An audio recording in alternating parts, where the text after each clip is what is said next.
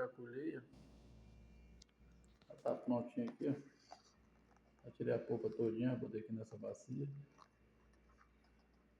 E depois botar na geladeira, cobre ela com um plásticozinho aqui.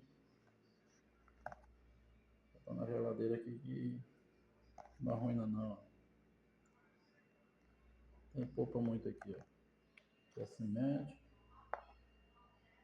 Tem semente aqui. A semente já deu polpa.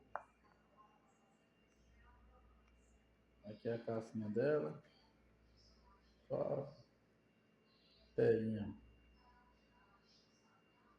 É polpa.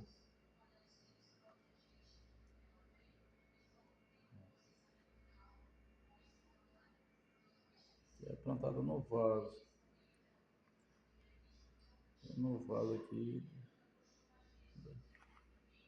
Eu colho na hora. Eu tô com vontade de comer aqui melão pepino aqui. Vontade de comer a polpinha dela aqui, é só plantar no vaso aí logo. Não demora muito não, já começa a dar o fruto.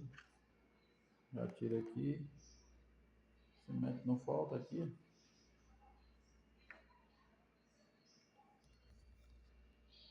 Só cheiro aqui, tem cheiro. Cheirosa.